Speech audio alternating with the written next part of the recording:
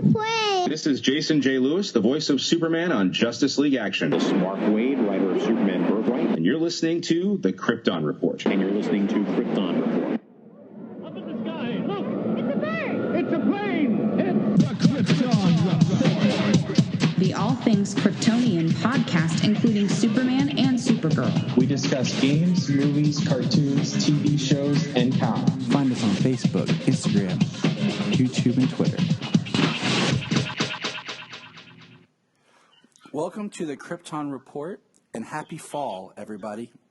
It is my favorite season, or autumn, if you prefer to be called autumn. Either one is fine. Autumn. We are doing our continued retrospective of the phenomenal book Superman for All Seasons. And today we actually have a special guest with us. We have Chris from the World's Finest True Believers podcast, who is on the Geek Ultimate Alliance podcasting network podcast feed. I gotta get that straight. I'll let him explain, make sure I didn't mess it up. Yeah, it's a mouthful. So, and if you hadn't heard, I was on Chris's podcast. Especially to list all of the shows that are on it. Oh my goodness, yeah. Nathan keeps on giving us crap about making sure we get through it and not spend the first 20 minutes of the show just doing that. Sorry to interrupt you, Tyler. No, hey, what I tell you, James, when we did our commentary, we're doing a commentary. I know. That's what happens. I was on Chris's show a while back, and we did Superman Birthright. And I kept telling him, like, man, I got to get you to come on, and we talk about something. And I thought, man, this would be kind of a cool time. And also, we're just going to kind of do a recap a little bit of where we've been at, because, you know, we're doing just fall. So Chris wanted to catch up and reread all the way so that he was up to date. So we're just going to kind of do like a review catch up of Superman for All Seasons leading into fall. So Chris, why don't you tell us just a little bit about your podcast real quick, and then about the book? Yeah, so I've got I'm like you said, how many shows at this point? But yeah, the main one I do is World's Finest True Believers, which basically is a guest comes on and the guest selects either a comic book arc or graphic novel from any publisher, and we do kind of a deep dive into it, looking at the writers, artists, the background of how it was created, and then, you know, the guest gets to fanboy our girl out to everything they like about the book. So yeah, there's that. I've got a Marvel Alliance podcast with my friend Travis Snell, looking at everything in Marvel, and then Super Civil Servants on Fridays, looking at basically everything about the week in geekdom, and it seems to be every single week. Like I'm looking at tonight, and you know, we're getting reshoots of Zack Snyder confirmed as Zack Snyder's Justice League. So it's a good time to be any kind of comics fan. I do want to point out for our listeners, It's always a good time to be a comic fan. Yes, very, always. I do want to point out to listeners that Chris's most recent episode was a review of Red Sun, which I enjoyed thoroughly. Having, thank you. Recently we did the review of it. So, what is your kind of history and relationship with Superman for All Seasons? I'm trying to remember. I definitely did not come about this first run. I came about it in a collected edition. I had taken a break from comics until I was collecting with a kid, fell off of it for whatever reason, and then we all have when that a game story. became, we all have that. Yeah, life things. You know, as a kid, you know, you got to pay bills, get married. But when I went to college, met some friends that were really hardcore into comics, and there was a local shop in Chapel Hill, and so started back into it. My first one I got back into it was Identity Crisis, and then nice. I think that's around that first year was when I found Superman for All Seasons. So really enjoyed. I'm a big Jeff Loeb, Tim Sale kind of combination. Just love his writing. I've got the deluxe edition in front of me. Probably my all-time favorite story that Jeff Loeb and Tim Sale did was Sam's story. Every time I read it, it's hard for me to not end that without crying a little bit. What's so interesting about your story, it kind of mirrors mine in the sense that, broke away from comics, kind of was starting to get back in, but in the sense of here and there kind of stuff, what I could find. And then it was my college roommate that had Long Halloween that gave it to me as we were prepping to see The Dark Knight. Then I read that, and then actually it was that, and then some Green Arrow stuff that actually got me into the local shop by my college and really started getting back into the monthly and graphic novels. And I actually visited a bookstore that had a buy two get one free graphic novel sale back when those were a thing inside malls. And malls, yeah, malls for people who don't know what they are. Just watch Stranger Things season 3. That'll help. Okay, so Bryan, as well as a big Jeff Loeb, Tim Sales fan, he really loves their. I am. And we were actually discussing the other day about Tim Sales' Superman compared to this book, and also the way he did it in what was later deemed Superman Kryptonite. It started out as Superman Confidential, and just how he has it's like the same Superman but leaner. He shrunk him down and made him smaller. So it's kind of neat seeing an artist doing a character in a different way. Because so many times we see an artist that's their version, especially Lee Brahimo is really big on, if he draws Batman, it's just the Lee Brahimo Batman. Yeah, it's the specific suit from Noel and Damned and Joker. So. He'll break me with all of his variant covers. Yes, because I have decided that if he's doing a variant cover, I'm just gonna buy it because they are too awesome. Solomon saw the Killer Croc one and was losing his mind, so of course that's the one I had to get. For Action 1000, they didn't have it when I first went and got it. I had to pick it up later. I gotta get I've got that cover. Detective,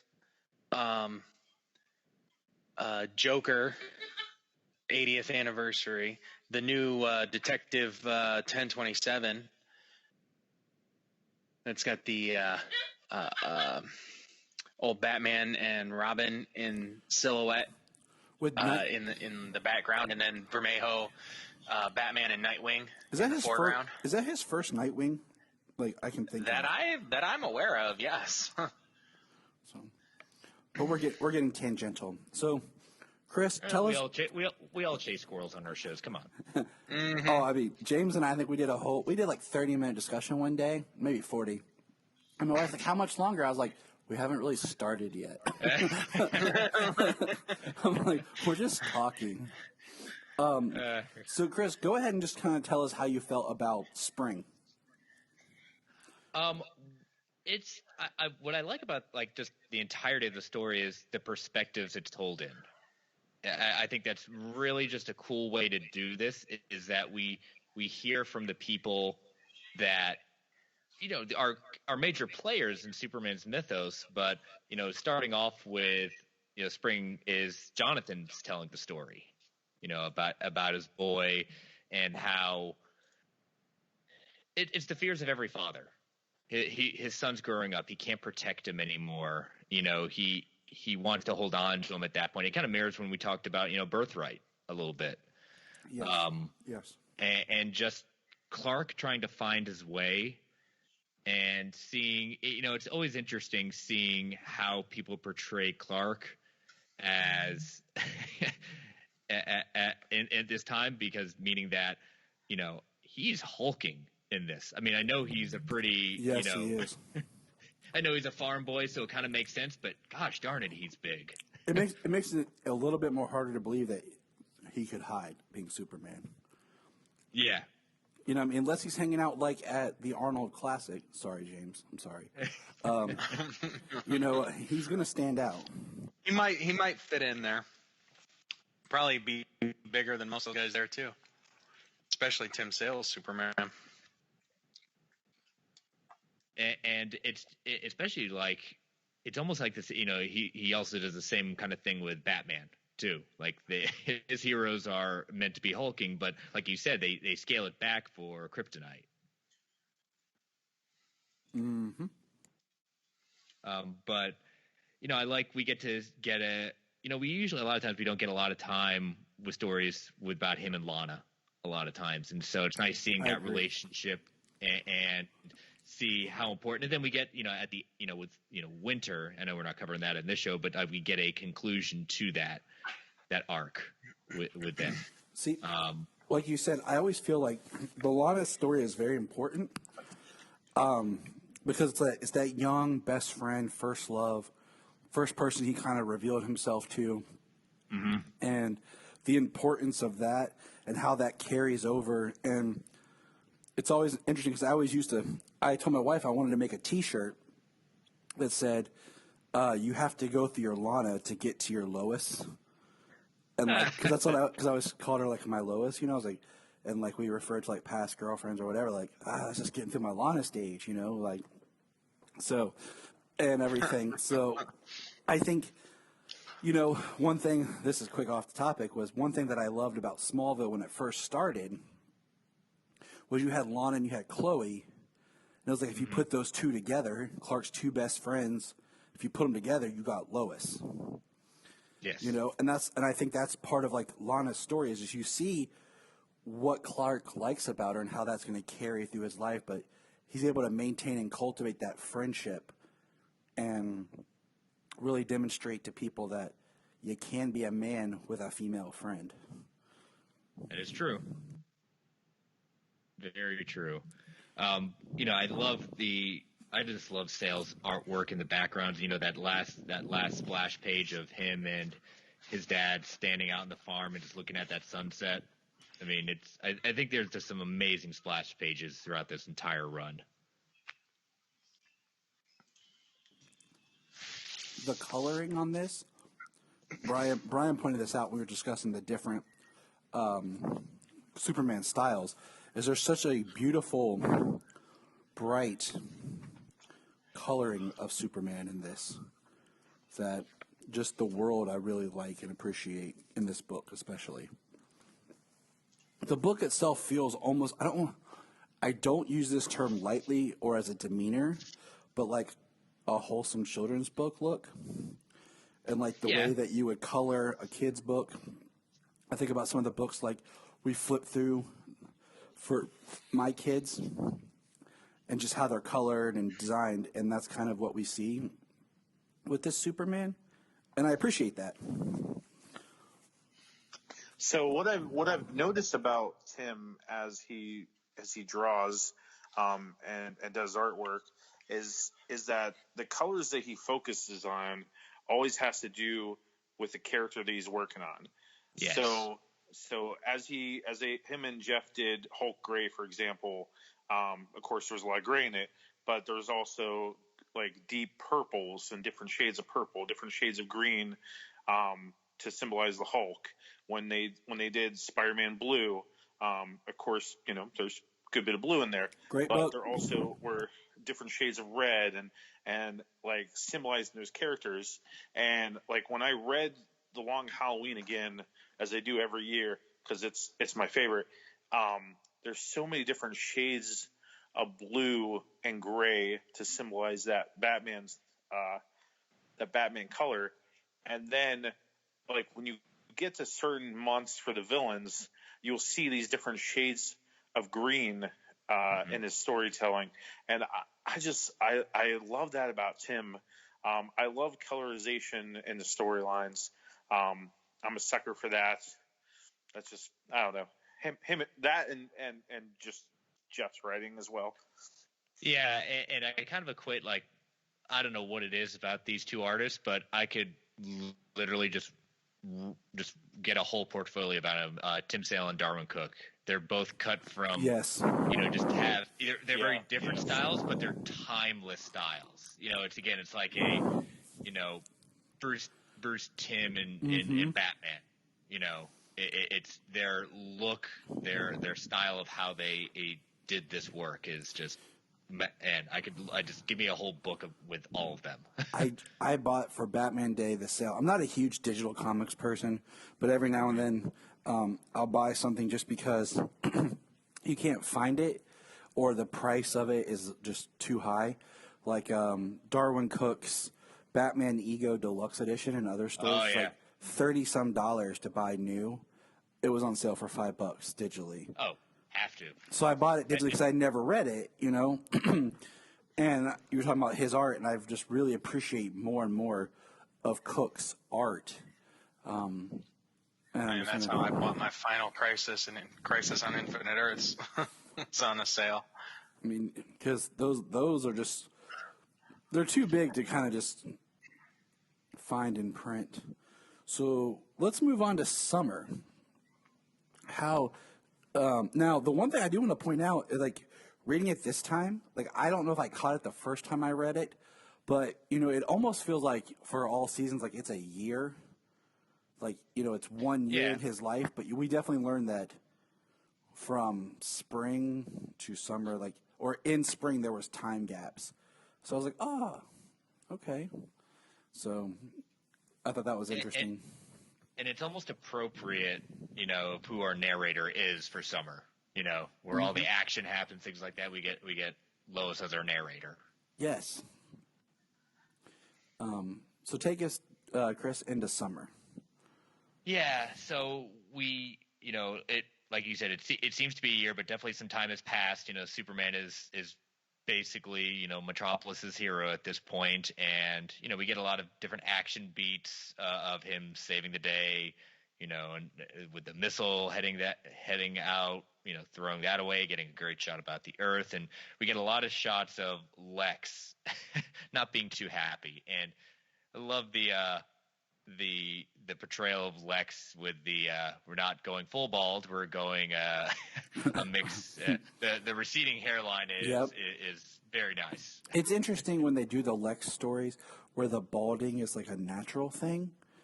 I also think it's kind of neat because this man has all this power and is smart as can be, but yet can't figure out how to stop male pattern baldness. all the R&D in the world cannot help him. And Lex Luthor can't cure male pattern baldness. There's no hope for anybody. Oh no, nope. Bring on that receding. That hairline is coming. Goodbye, hair. I love the whole thing with, you know, Superman bringing down the submarine and just tearing it right open at that point in front of everyone, like basically a tin can. Mm-hmm. I'd suggest you all surrender. Oh yeah, I love. Go ahead. Oh, go ahead. No, I was saying I love when Superman shows dominance, but in the way of like a last resort, almost like a parent. Like I'm bringing this back around because I've been dealing with my kids all day. Where you're like, okay, you need to pick up or you need to do this, and then eventually you're like, look, I'm the parent. This is what has to be done. And it's just like him asserting himself to say, you stop. Like, you're not going to beat me. I think if I have to stop you, you're not going to be happy about it. Yeah. It's like the Incredible Hulk. You won't like me when I get very upset.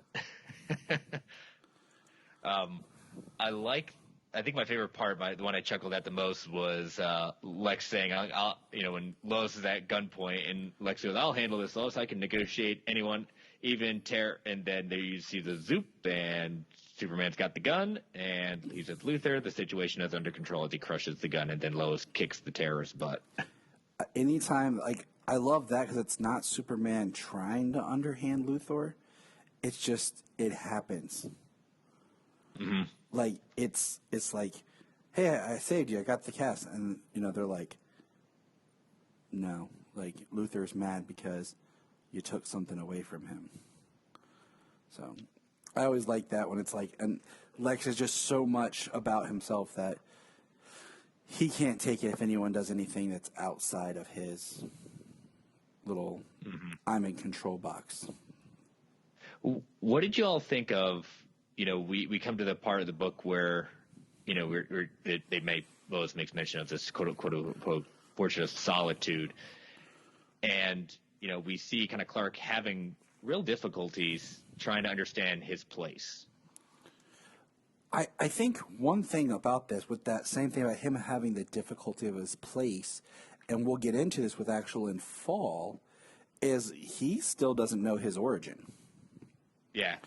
Because Luther, in the Fall part, he says, or alien, and Clark's taken aback. He still doesn't understand who or what he is. Mm-hmm. And I think that goes back to what you just asked, was about the idea of him finding his place. He doesn't know how to find his place. He's trying. He's trying to figure it out. He doesn't know who he is, but he has that sense of he has to do something. He has to help and be a part of something. Like he goes back to Smallville. He goes back to be with his family, but as he goes visiting his friend, visits Pete, the old shop, tries to find Lana. Like, things are changing, but he doesn't feel comfortable even there. Right. He doesn't know. It's part of that. So now we're in summer. We've left. We've sprung from the nest, and now we can't go back home. It's not the same. Like, we've made that step. We've grown up, and nothing's the same anymore. And he's trying to realize that, like, they're still home, but it's no longer his home like it was. So it's a good way of looking at it. I feel like there's the book on the surface, you're like, oh, okay. But then when you really stop and think more about who's writing, why are they writing what they're writing, there's more depth to this story, and I feel like each time I read it, I get more out of it. Especially considering this is the first time I've read it in 5 years, just because I just had it. First time I read it was, I got it from the library when I was getting back into reading, and I was reading everything I could get my hands on. Thank God for the libraries. And then I bought it digitally. And I was going to read it because I was like, oh, man, we're going to do this for the podcast. And then we didn't get to start it at the time. And so this ended up being the first time I've read this since becoming a parent. And there's just a different layer that you unravel when you, especially when you look at it through Jonathan's eyes, and then just looking at it, period, like at my life of the idea of, when we moved back here was because my son was being born, and coming back, it's still like, you can't go home. Like, it's not the place that I left. Everything's moved on. So. Right. Well, actually, I bought this within the last 2 years. I'd never read it before, and I actually didn't even read it when I bought it. So my first time, I'm reading this chapter by chapter, season by season.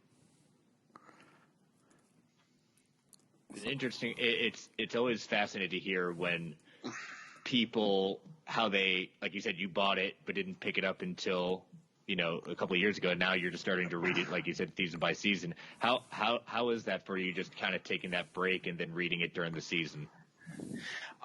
So it's the time of year, it kind of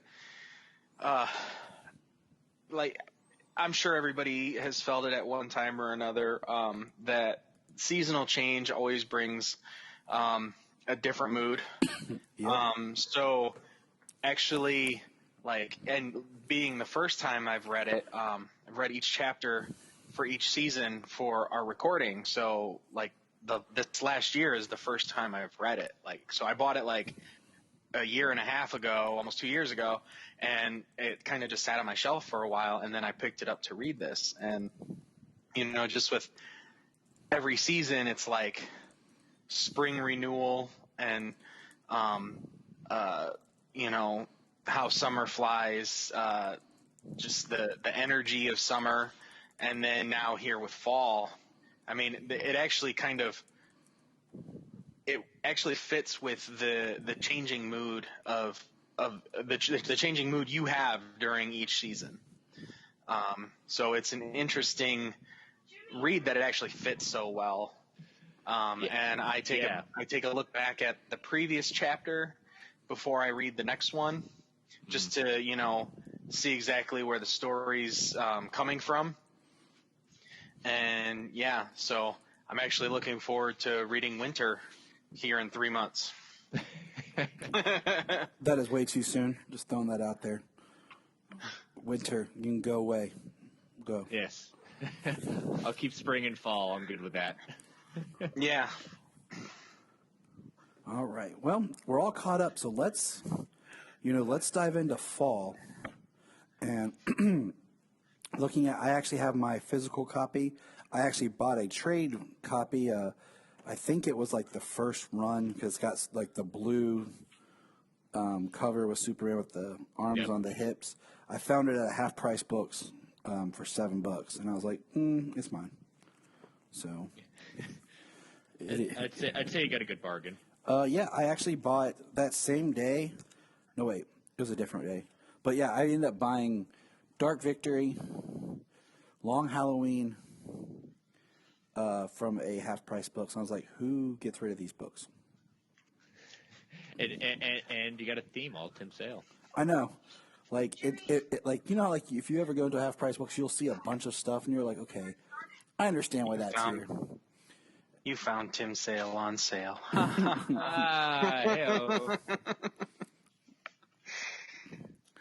So clever.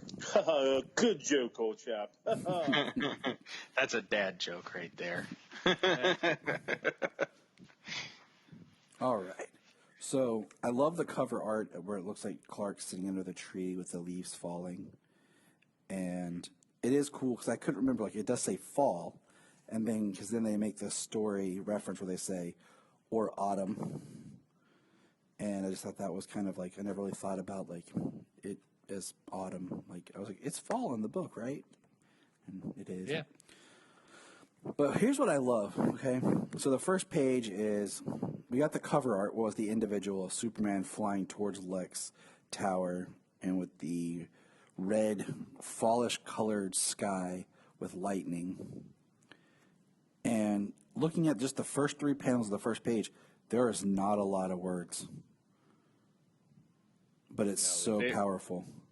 Very simple. And when I read this, I said, man, I've heard this again. And in my head, it's like, of course you've heard it. You've read this book before. But it's like, I've heard this, though. I just love it because it is how it embodies Lex so much. I feel like Lex is a person that when he chooses his words carefully. So if there's a lot of words, there's a reason. If not, it's direct and to the point. There's no beating around the bush or, the only time you hear him like fluff talk is when he's dealing with the media, the press. Mm-hmm. But on the next page, just that beautiful splash page, you have Metropolis Police, we're close on a billboard that says, Metropolis, home of Superman. And then we have that tiny one that says, read all about it in the Daily Planet. And the first time I read this, I kind of thought that I missed something. That was my first thing, was like, did I miss something? Like, just because I remember Clark, at the end of summer, stopping, like, the robots and saving the lady. And then I remember the last page is Lex with the lady who basically worships Superman. Like, like some people that we know. Right, guys? I have no idea what you mean. Right, Bryan? As I sit here in my temple to my Lord and Savior, as my mom has accused me of. I don't know, buddy. I think you'll have to discuss that with your mother. I don't know. Maybe Miss Vaughn might have some things to say about it. I mean, you might have to fight her for how much you love Superman. My mom, she's like, Tyler, do you worship Superman? I'm like, no, Mom. I just have a lot of stuff and I'm like, I have to put it somewhere. And I'm like, a lot of this stuff you bought me over time. Because I'm like, there's my third birthday cape topper of Superman's face sitting there on my shelf. I'm like, so. Sure, you're an enabler, Mother. Exactly. You started it, Mom. Bryan, you have to help my son. He's gonna go to hell. So we have Lex here. We see the newspaper says Daily Planet, but Lois Lane, Luther arrested, and he's talking to the press. And I love how we just get him talking to the press, and then we get him talking to himself, the internal monologue. Mm-hmm. And we see him walking to get in his helicopter, and boom, the next page. Just another, like you said, beautiful colored splash page of just Superman right there in front of the helicopter. And he puts it as, betrayed for another man, a so-called Superman. And that's one thing I've always just loved about the character of Lex. When you break down the word super and man, Lex Luthor being a man who has made himself super both in business, intelligence. He is, self-made. He is above the common man. Even though in this, he doesn't feel like he's a physical Superman. As a lot of times Lex Luthor is very much depicted as being like, very muscular or physically fit because he works on perfection in everything that he does in his life. But this Lex is more laid back, more robust. That's a nice way of putting it, robust. Yeah, he's very much about the mind, the manipulation, and the control. Mm-hmm. That's what I've always liked. Those are the best portrayals of Lex, is that he's the most dangerous when he's backed into a corner and has to rely on the only thing he values the most is his mind. Right. It's like that tweet that I saw recently. I shared it with the guys. It was Lex Luthor who can make Superman kneel before him without kryptonite. It was talking up Jesse Eisenberg's Lex Luthor. That's it. So he made Superman kneel before him without the use of kryptonite, without ever having to lift a finger. Only Lex. Which, I mean, say what people want about his portrayal, like him or hate him. He was written extremely well. I agree. You don't have to convince me. I mean, it's one of those things, and we won't go down that rabbit hole, but just the idea that... There goes another hour. Tyler, what you doing down there? Still talking, baby, I swear. It's just, Talking Zack Snyder. All right, now, oh, God. page 4. If I said we're talking Zack Snyder, she'd be like, all right, I'll put on the coffee. I'll be like, no need. I have my Superman coffee maker right next to me. I need a new can of coffee, though. Yeah, that would be more likely. Trying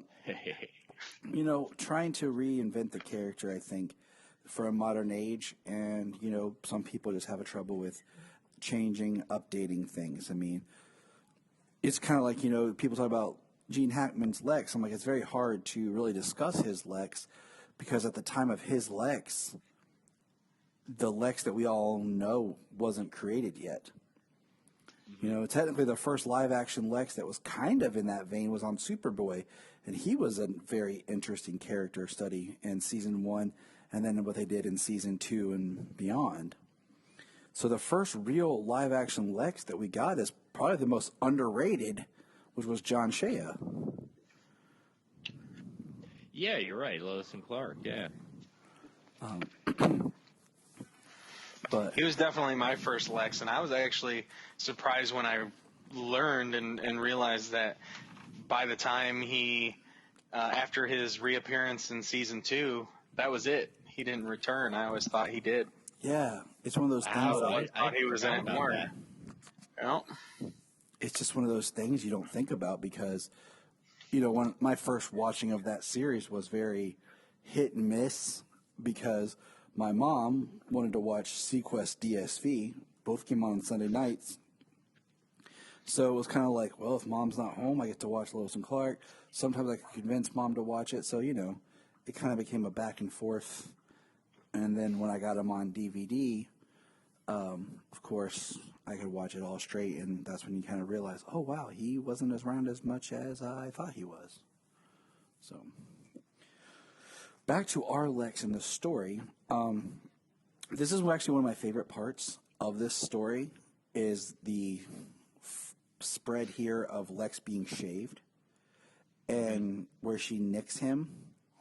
And he just says, there's nothing to be sorry about. You made a mistake. I forgive you. And there's no part later where we see him fire her or she's like murdered. You know what I'm saying? Like you would expect from like Lex or something in some other versions. Like it's very like you're nervous for her. You're kind of on edge, like what's going to happen? And he just says, I forgive you. And she leaves. And it's like him saying out loud kind of some of the things that are in his mind, talking about how his city's betrayed him and how he and his own personal self is like above what's being done to him. He's like, Are we sure she's not the blonde that becomes Toxin? Well, I'm like 90% sure. I'm kind of looking through because she's the one from Summer that Superman rescued in the ending one where they when Lex goes into the apartment. Oh yeah, that's right. He did say that. Yeah. So. Yeah, that's right. I remember that. And then on the next page, I like just where he talks about how they'll giggle around the water cooler until a mountain of disrespect will be upon me. But the right judges will have to be spoken to. The police captains will require a well-timed donation. Favors which I had other plans for will be called upon. Until finally, even those who were present last night will doubt it ever happened. And I'm just like, that is really, really Lex Luthor-y. And what I also like is the artwork on the final bottom panel where you just see Superman's feet in the top right corner.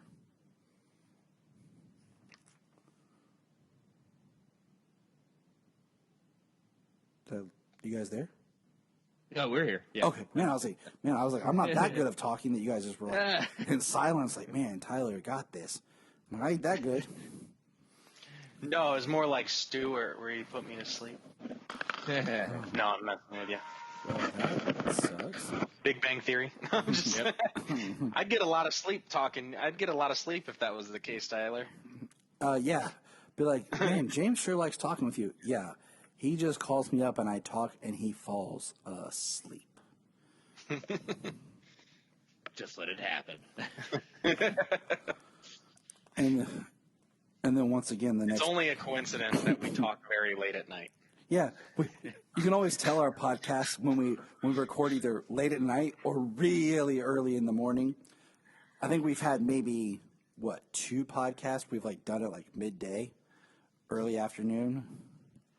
Yeah, and you can kind of tell there's just a different vibe. But we get this splash page of Luthor on one side, and then Superman just standing there on the other.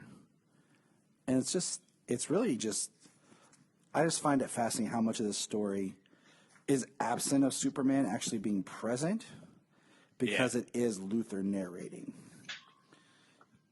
So it's just, it's not a straight Luthor story as far as, because we do get to Clark in the Daily Planet, but there's no more narration. Yeah, it's you always love those moments where you get to have Lois and Clark banter with each other. It's just like, oh, you two are so meant for each other. Mm-hmm.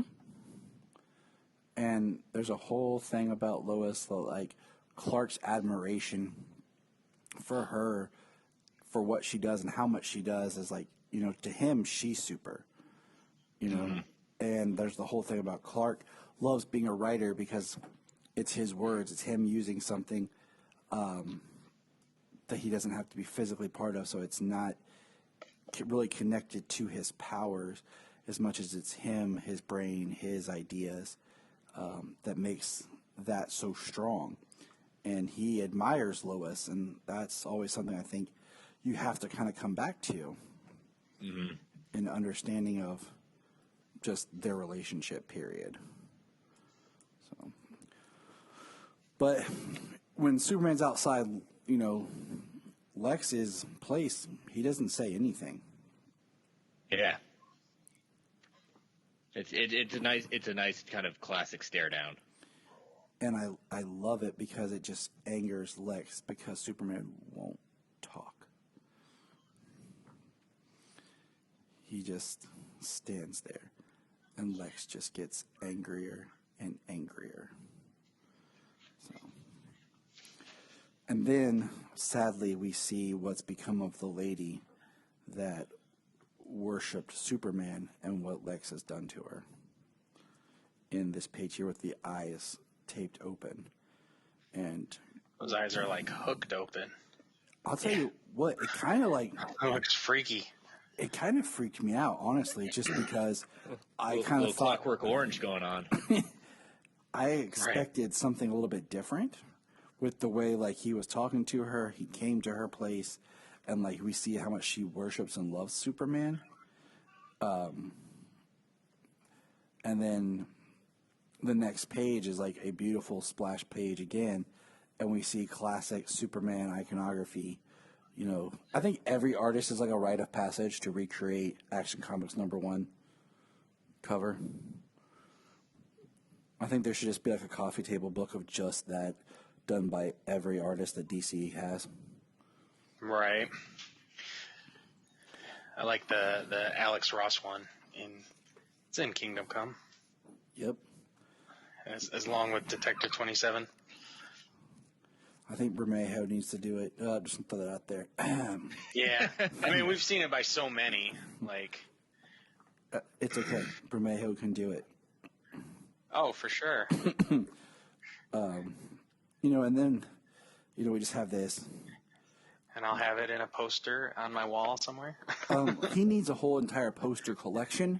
I'm frustrated that the only poster I've ever found of his was of Joker. Like, I want a Noel poster. I want his Superman cover poster.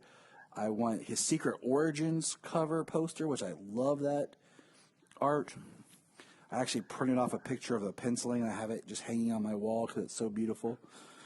If you're not sure what I'm talking about, I will find it and throw it in the chat. But I do like how around these pictures you'll see the words like Superman, who, right here, Superman who can change the course of the mighty river and bend steel in his bare hands.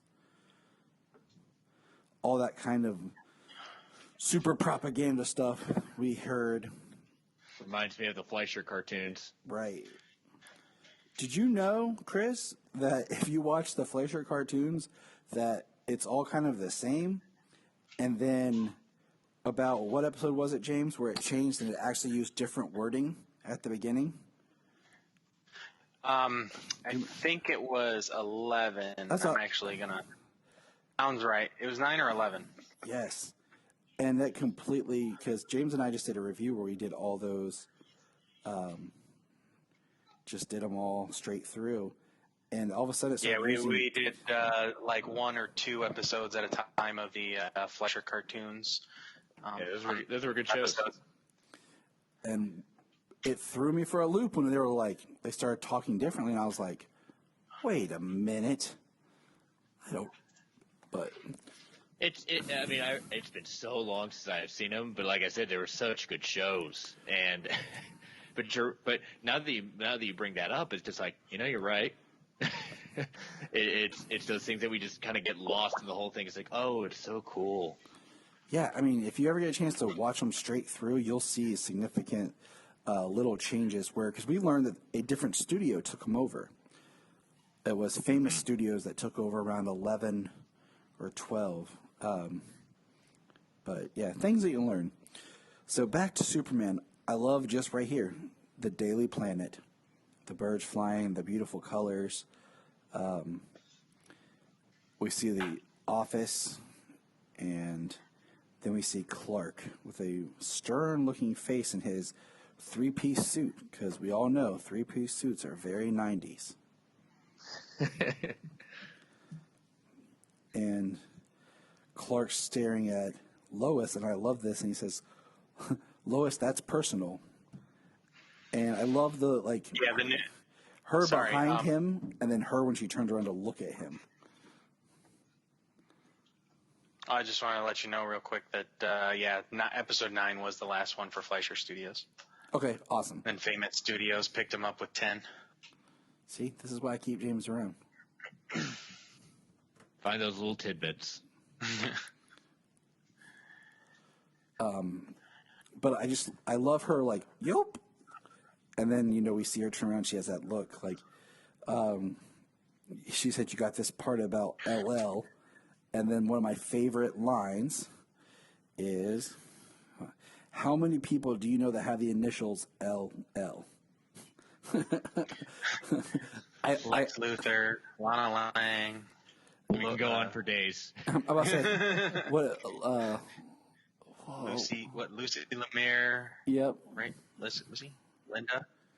In the one from Superman picture. Earth 1, and then you have Lemaris from The Mermaid, and then you have, the whole family, Lucy Lane, Lois Lane, Lionel Luthor, Lachlan Luthor, Lillian Luthor, Lena Luthor, Lucas Luthor, if you want to throw in Smallville, Lucas Luthor. So, yeah, he's like lots of people, but I do love how he is like angry. She's looking at his personal stuff. He's like Lana Lang. And she's like... And he's like 1.5 feet taller than she is. Yes, he is. And about 4 times as wide. Yeah. They were big on the farm. And then I like how we're looking at a page of 3 and 3. And we have at the, Clark and Lois. Lex at the bottom, it says truth. And then Clark and Lois. And then at the bottom, Lex says justice. And Lois passes out. And then we turn the page and Clark's holding her. And I love the perspective. It's not flat. There's that like Dutch tilt. Lois and Clark are like in the front corner and like take up almost one entire page, while the other page is the rest of the office. It's great work. And you really feel for it that moment. It's like, what is going on? Like, even he says, like, what's happening, what's going on. This is where Superman is the most helpless, where he can't figure it out as quickly. And he's helpless, and then it makes him stand out because it's one of those, why am I not affected?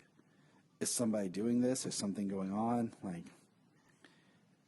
and then when we turn the page, we see Clark, lay down Lois, and I do love the fact that Clark's suit is brown, very earth tony, because it was always made me chuckle at the old comics how his suit was a blue suit with a red tie and a white shirt. You're just kind of like, oh, white shirt. I bet I can't see through that. Or, nice color scheme there, Clark. And then we have... Right, like all your suits are reminiscent of Superman's suit. You're not Superman. Who would be a crazy idea like that? And then we have this huge one-shot Luthor and the American Way, which is a very haunting picture. I just took the picture of the picture to show my wife. Just some of this awesome art. And we have just so much information and so little. Clark running and just around the Daily Planet. We're back to Luther's mind, and we see him drop into the what do you call it? The elevator shaft. Because I always thought this was fun, the fact that he drops down the elevator shaft. He doesn't go up. Up and away. Yeah, he goes down. Because then the next page we see the elevator. He flies out the front door and up. You know, he doesn't try to break property like, you know, Superman Returns, where he went up through the top. They'll fix it. They got insurance. Destroyed that elevator. They're like, how many times is this elevator going to break a year? Why is Clark's clothes around? The bottom of the elevator shaft is full of suits. Ripped Running around naked somewhere.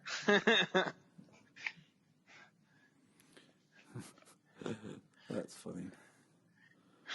But you love all the, you know, just him, you know, Superman flying around. I mean, just the way Sale draws him, you know, stopping the runaway train, and still like he, you know, the concern in his eyes, just like I have no idea what's going on. I need to find answers, you know. So they end up at Star Labs, and you know, not all we know is that this has probably been here for days, and it's just finally taken effect.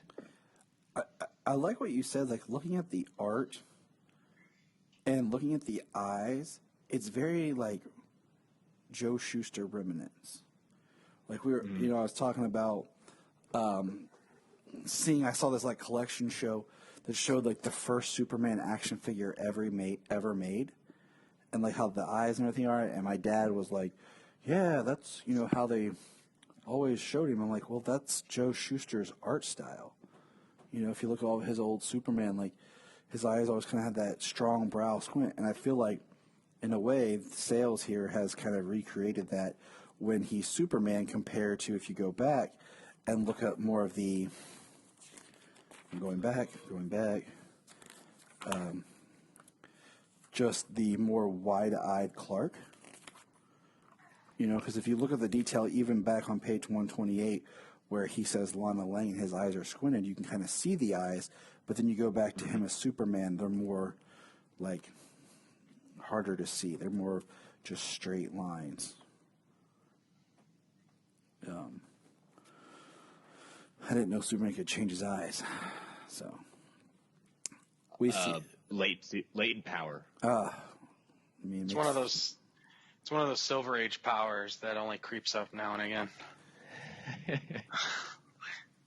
The Silver Age always spawns some amazing discussions, like we had the other day with Bryan about like Superman holding his breath or flying into space. You know.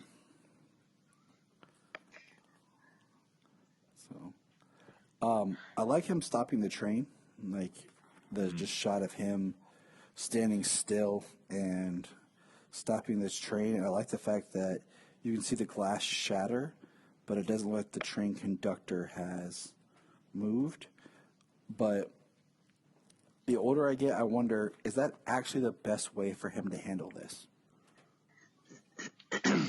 Like, you know, just stopping a train like that, like, you know, whiplash, neck breaks. Not to mention a massive derailment. You know, physics. Like you can't actually do that to a train. Yeah, city engineers are going to be ticked. Yeah, like it's impressive to have the to have him stopping a train from the front. I mean, we've seen so many times of him stopping a train. It's on one of the action covers or it's inside the book. But I mean, it would make more sense for him to grab it from the back and slow it down from behind. Mm-hmm. Yes. I think that would look pretty cool too. It might be harder to draw. Maybe not as impressive as a train, like crumpling up like the plane from Superman Returns. That warping effect. Yes, that makes it makes very interesting physics when you start to think about some stuff like, would it be best for him to fly under the train and just kind of start to lift it up and then like carry it away so he has all the force? This stuff doesn't matter in comic books, though. I know. It's fine. You just blow past it. Well, you said, hey, no, it's awesome. All right. You said you would watch Big Bang Theory, like the whole time when they talked about Superman sweating, or like catching Lois Lane, how she would just like kind of fall through his arms, like. Right. And they had the whole discussion. Well, if he met her with the right force, matched her force. Yeah. Matched her rate of descent and slowed her down. So Sheldon was way wrong too. They were a lot farther than 3 feet off the ground. Yes. Just that. What I was going to say is, on page 140, is we do get Superman's eyes in the bottom, and I love it how sad and scared he looks. Anytime you can do a story where Superman is scared, it just hits me. Like, as the reader is like, if the great Superman is scared, like, what do we have? So I thought that was interesting. Moving on to Star Labs. And you want to know something, guys? I am horrible about acronyms and remembering what STAR stands for. Yeah, you got me. Sorry. Yeah, no, I don't remember it off the top of my head. I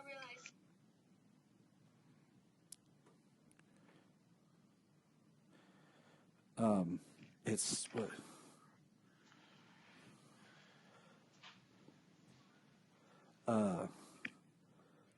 Strategic, advanced research, yeah. So yeah.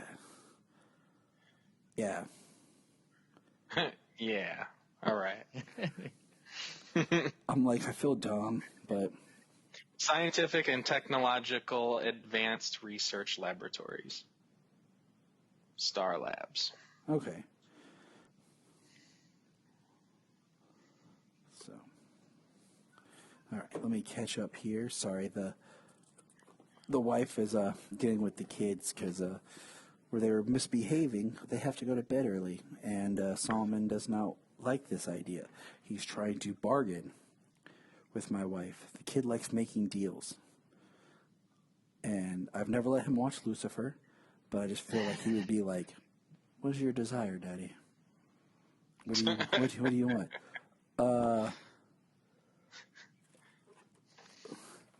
So, all right. But we see Superman come to Star Labs, and then it's talking to the scientist about how it was passed. So, it's very, very interesting. Yeah, she says she's been in a controlled atmosphere since last night, and had to have released within the last day. And the only person who could have done it is Lex Luthor. I really like the way Superman looks on page 142, where when he says, "Professor Crosby, how do we stop it?" It's like he looks super strong, but at the same time vulnerable. Yeah. But, realizing, you could go to the next page and, he knows Lex has got one over on him. And he basically says, you're either gonna play my game or everyone you care about in this city is gonna die.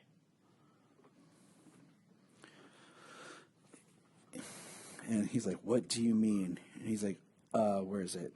"Why weren't you affected?" And he says about the controlled floor. And he says a better question would be, "Why aren't you affected?" And this is where we get however your powers are manifested, scientifically, biologically, or perhaps even alien. And he says alien, and that's when we understand the fact that he doesn't know who he is, where he's from. And right, you wonder if that's crossed his mind. Yeah. I always thought, I always liked the idea of having a scene in like some sort of Superman where he's just sitting there reading mythology books, Like he has all these Greek and Roman and Egyptian, and he's reading all these cultures and these mythological books as like cues and ideas to what or who he is.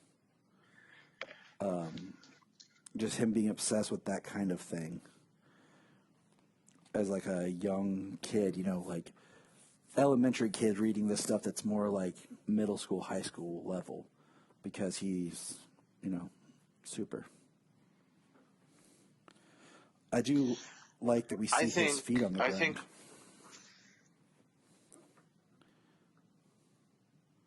Go ahead.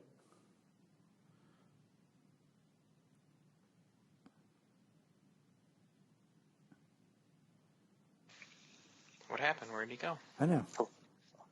Okay. So I think this cements more of just how great a villain Luthor is. Because like as he's talking to Superman, he says, the prospect of failure is too overwhelming for him. He's picking up, like, as he's talking to Superman, he's picking up on all these little cues of what his weaknesses are. Like, there's no talk about kryptonite yet. Luthor doesn't know about that. He knows that he's probably alien in origin, but like this whole thing, this, kind of killing people and testing the city and, putting Superman through all this, it's all to see his weakness. It's all to see how he can bring him down. And that's what makes Luthor just such an amazing villain. How he's just studying, like it's just all a lesson for him. Like he doesn't care about anybody at all. Nope. He only cares about himself. And he's just like, oh, I see the clenched fist. Okay, he cannot lose faith in himself, or he is lost. And lost is exactly where I want him to be. I would have to say this fall issue is probably my favorite of the series so far. And I'm reading it as we go. I'm making sure not to jump ahead. Same. Somehow this slipped through the cracks. I read Long Halloween, I read Dark Victory, Haunted Nights, pretty much just about all Jeff and Tim's work, but I had never read this before. I don't know how it slipped through the cracks. So it's interesting to finally get to read it. And I don't know about you guys, but I kind of wanted more. I wanted this issue to be longer. I agree. Like, I kind of felt like the whole toxin thing was just kind of like really rushed. Yeah, I agree. Like, and just, I want to see more of, Superman being in doubt and kind of like thinking, oh gosh, what if I am an alien? What if I did poison these people? Like, and I want to see more of Metropolis's reaction to the possibility of him being an alien.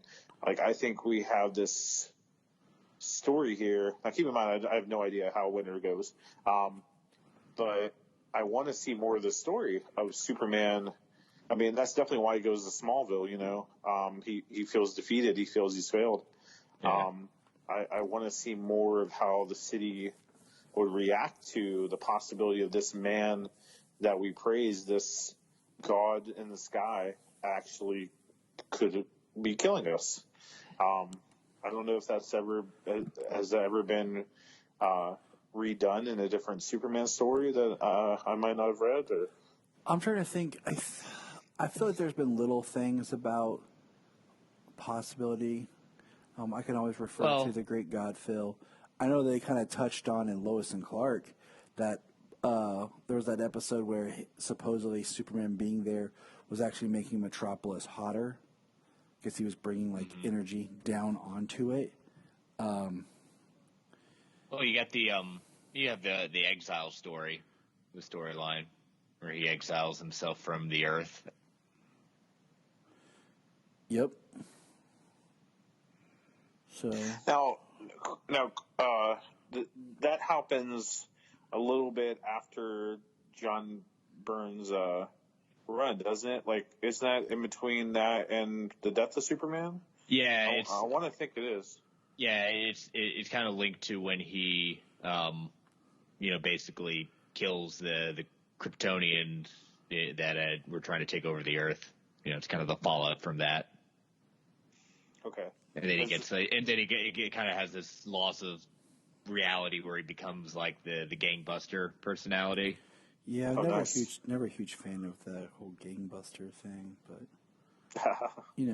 80 years of comics, you got your hit and misses. but you bring up an interesting point in the sense of, you're right. We don't get to spend as soon as we see Toxin trying to, basically saving everyone, she's dead. And it's like, oh yeah, I'm sorry, I forgot to tell you that she was doing this was going to kill her because she's overexposed. But she'll be a hero. But you obviously couldn't save her. And I love what he says to him at the end. Being the most powerful man in the world means nothing if you are alone. No one knows that better than I. Go back to wherever you came from before you fail us all. That look on his face when he says that is just, he is selling it, Mm-hmm. And like you said, because the first time I read this, I kind of felt the same of she is here and gone, and I'm like, and I kind of was like, what happened? But yeah, Clark, he's riddled in doubt, and I kind of wish there was a little bit more to that, because I do think it's weird. Here's Toxin, this girl in this really interesting outfit, and it would have been,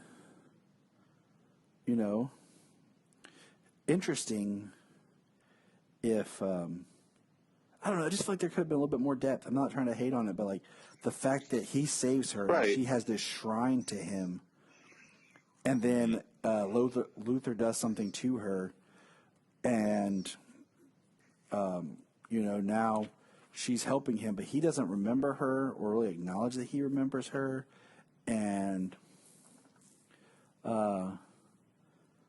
there's no connection or anything. It could have almost been anyone that he saved. The fact that she built a shrine to him, or it could have almost just been anybody, period. Well, that's what drew Lex to her to make her into this. Yep. Because she completely worships Superman and not him. Yeah. And but I kind of feel like it's a waste. I kind of feel like it's a lot of work for nothing, because it's now. Oh, it's not for nothing. She dies. Well, I know, but that effect on Superman. But did Superman see the shrine, or did just Lex see the shrine? Just I can't Lex. remember. It doesn't matter. Yeah, it doesn't matter. It's a human life, and she died in his arms. Well, that's gonna shake him to his core. And I agree with both. He knew that was going to happen. He knew exactly what it was going to do. He knows his weakness. One of his obvious weaknesses is that he cares and he can't let an innocent die. Lex doesn't care. This was all part of his plan to see how far he could push Superman, and he ends up quote unquote winning because he ends up back in Smallville. In fact, he doesn't even fly to Smallville. I mean, he probably does, but you see him walking up to the farm. You don't see him landing at all, and just completely disheveled, saying, "I think I need to stay here for a while." Yeah, he probably took the bus back and everything. Yeah, just sat there. Well, I'm just saying that it could have been, it could have been any human.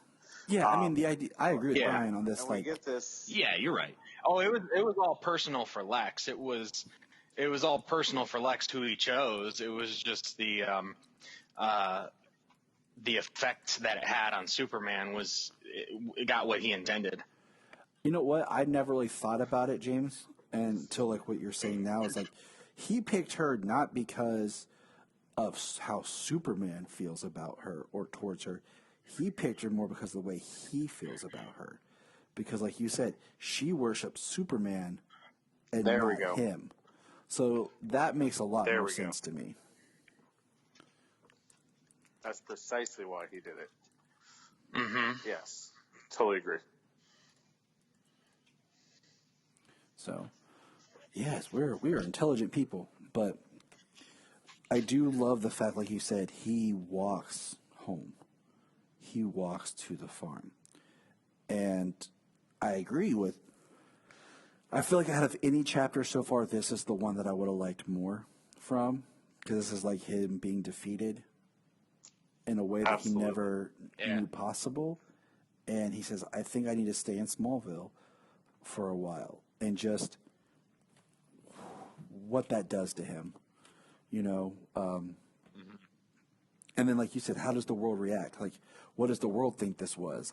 And I haven't read this in so long that I don't remember what happens next in Winter, and I look forward to it. And I actually thought about that the other night, like, oh man, I want to read ahead, but then I was like, no, I don't, because I don't want to mix it up as we discuss, and I don't want to like have that on my brain. I want to build in the story to the conclusion. I want to talk about it with you guys without knowing the conclusion. So, but all right. And the idea of the fall, you know, we see Lex's fall, you know, too, you know, at the beginning of the story, but at the end we see, you know, Superman Clark's fall. There you go, full circle, and like it goes that whole full circle there, because at the beginning of the issue, Lex says, "Some call it autumn. I prefer fall." Exactly. The fall of Superman. And, you know, I think spring and fall, both of those are my two favorite seasons, and they're connected in being like the reverse of each other. That's why sometimes I like to be nerdy and call fall reverse spring, you know, like reverse Flash. In the cycle. And, nerd. You know, the fact that, you know, the springing out of your life, you know, moving forward, jumping forward, and then the idea of the physical fall, of falling, being taken down, and which is what Clark experiences here. So yeah, this is the one chapter, like I said, that I think I would like more out of. But man, I love everything we're getting, and I love the discussions that we have of just taking it back, because there's things you guys have pointed out to me that I have not thought about. So, anyone else got any final thoughts? I know we all got stuff to do. We don't want to take up too much of everybody's time this fine fall evening. How convenient. Yeah. It's a great story. I mean, I think we can't say enough about it, even though, you know, there are parts within this one that are a little weak, but still, you can still put it next to probably our least favorite book, and it'll kick its butt every day. Oh, yeah. Totally agree. All right. Oh, that's a good discussion. That's a good discussion on its own. What is your least favorite book? I don't own it. I think the discussion would be least favorite book that other people think is great. That would be a fun topic. Mm-hmm. Red Sun. Everyone has their opinion. I was not impressed the first time I read Superman That's Godfall. not my least favorite. I was not impressed when I read Godfall for the first time. You know, and some people really like that story, and I was not impressed. So I bought it at a half-price books, and I was like, okay, I heard this is supposed to be a big deal. They made their own Godfall skin on Injustice, and people have, you know, cosplayed this suit. I didn't really enjoy it that much, so. But any other final closing thoughts here? I can't wait to see what Winter has to bring, and I can finish this book. Spoiler, snow. Ooh. I live in Ohio. I know that. Oh, you don't have snow. You have snowpocalypses. We do. We do. Yeah. Yeah. Definitely some years it seems like it snows for like 8 months. I always try to think about this line from a Bowling for Soup song where they say, "There's nothing wrong with Ohio except the snow and the rain." And I'm like, yes. You're like, touche. All right. Chris, thank you for coming on and joining us. Thank you for the invite. You are welcome. Open invitation if we can. If you want to come back and finish out winter with us, you are more than welcome to. I bet you can guess about what time we're going to record winter. I'm going to go with March. Finished it out. But yeah, go ahead. No, that's second winter. Yeah. Yeah, around here, yeah, that's second. It's true. You're very right. So go ahead and give us some plugs for your social media Or you and might all hit your good Fake stuff. Spring. Right now, well, I'm in North Carolina. We're calling this right now. It falls come on like all of a sudden, and so we call this part of the season Fake Fall. Ah, okay. What? Okay, I cannot remember. What part of North Carolina are you in? Outside of Charlotte. Okay, because I used to live outside Winston-Salem. Okay. I lived in King, which was like right between Winston-Salem and Mount Airy. Yeah, my first teaching job was in Winston-Salem. So nice. Oh, nice. Oh, that's cool. I used to live in Elizabeth City. Ah, all right. So that's see, we got 7 degrees of Kevin Bacon. James is like, here we got fake spring when it seems like it's going to be spring and then everything freezes again. What sucks is if it rains in that time, then everything's just a solid sheet of ice. Winter just says, "You think I'm gone?" Double middle finger. Yes. Surprise. But go ahead and Chris, drop some of your social media and plugs and let everyone know where they can get a hold of you and your show. Yeah, you can follow me on Twitter at Chris Balga. That's Chris CHRIS and Balga B as in boy ALGA. The shows that I'm on, World's Finest True Believers, Marvel Alliance, Super Civil Servants. You can find all those shows on the Geek Ultimate Alliance Network. You can search for that in all your podcatchers of choice. Some of the Twitter handles for World's Finest True Believers at Finest Believers, Marvel Alliance, Marvel A Podcast, and Super Civil Servants at SCS Podcast 1. All right. So, well, thank you very much. And we'll have all those links in our show notes. And so we appreciate you being on. No, thank you. You guys do a great job. I enjoy your show. Thank you. Thank you. Thank you, Chris. Thank you for joining us. Anytime. It's not going to take much for me to. Okay, you want to come on and talk Superman? Sure. Yeah, that's pretty much my life. Twist my arm. Take me. No, don't do this. Take me, please. Look up in the sky. Look up in the sky. Look at